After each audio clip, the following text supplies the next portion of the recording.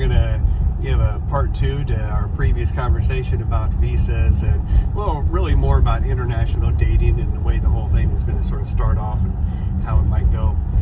So some other thoughts that came to mind. Guys, this is, for you, I guess it's for the girls too, but keep in mind the cultural differences that you're going to get. You're going to run into a lot of cultural differences, and it's more than just the language. And do keep in mind, guys, your girl is probably pretty decent. Philippines is really good on English just generally, so she probably knows a little bit. It would be a good idea for you to learn at least some Tagalog or some of her native dialect. After all, if you say that you love her, doesn't that mean that you love all of her? Well, her language, her culture, her food, her music, her people, that's part of her too, right? So you need to be willing to really embrace some of that. So that means you're going to try the food. It's going to look different than some of the food that you're used to. Some of it may not be what you want, but you need to at least try. Ladies, you need to try American food too. Don't come over here and think that you're going to eat Filipino food the entire time and never try American food. That's disrespectful also. Don't do that. So if you're going to come over here, then you need to at least try American things, just like the guy needs to try Filipino things. Also, guys, there is an expression that when you marry your Filipina, you're marrying the entire barangay. Sort of get used to that idea. If you marry her, you marry the family. So you can't just marry her, bring her to the U.S., and then basically never correspond with or talk to the family. That's just not going to work out. You are now part of that family, and you need to be comfortable with that. So get used to knowing who they are, get used to them, asking you, how things are going, or just be prepared for them to ask things. Maybe they're just asking for $20 for rice, relatives that your wife doesn't even know. It's going to happen. But you're going to get a lot of feedback from your family. You just need to be able to welcome them and just be warm and loving. Do that, and you're going to get a lot of credit. When you go over there the first time, there's usually an expectation that you're going to stay in a hotel. You're a condo, after all. You're wealthy. There's an automatic assumption that you're a millionaire, even though we discussed it. You're not a millionaire, at least probably not.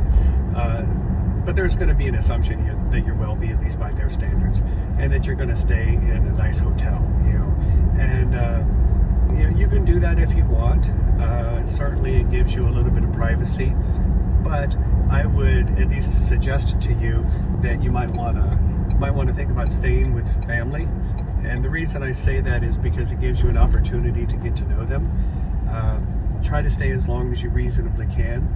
If you can only stay a few days, fine. But if you can stay a week or two, that's a good idea. It's better.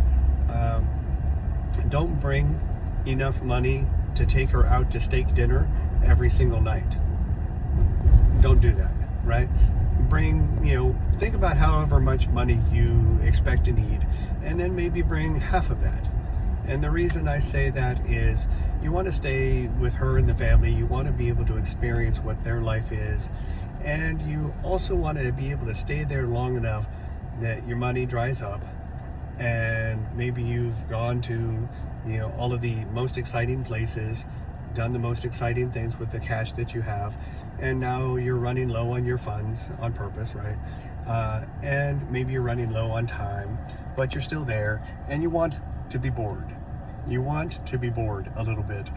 The reason I say that is, do you still like each other when you're bored? Is everything okay still? Or is everything only okay when it's time for steak dinner? When it's time to invite all 20 of her family members to the restaurant, is that the only time that's exciting? Or do you get to have excitement and fun? Do you get to have good times even when there's really no money, even when you can't really think of anything to do other than just to walk hand in hand, in the supermarket or in the mall, right? If you can do that and still be happy, that's probably a good sign. So keep that in mind. And then, like I said, just keep in mind the cultural differences. Ladies, he's going to react to things. American guys are notorious for not having much of a filter. his reactions. You're going to see his reactions. You're going to misunderstand his reactions probably every single time for a while. You're going to put food in front of him. He's going to look at that and go, and you're going to go, oh, I'm so offended because he doesn't like my food. He hasn't even tasted your food yet. He has no idea, right? That's his reaction that says, I have no idea what that is. I'm trying to understand what that is. And you need to give me a moment, to figure out what that is, right? So just give him a moment to figure out what that is. Relax, right? He didn't say, I hate that. He doesn't know. So just let him have a reaction and then let him move on, right? Encourage him. You'll get a whole lot further in the relationship if you learn how to just be pleasant and encourage him than if you want to backbite or poke at him all the time. That's not going to work. Guys, same thing. Don't push her, don't press her. She's already come to the other side of the planet just to see you. She's already sacrificed everyone she's ever known in her life just to see you.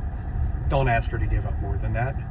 She's already done it. Right? So you need to learn how to give a little bit yourself, okay? So do that and you'll be a whole lot happier. Okay. Well, we're at the store. We'll give more later.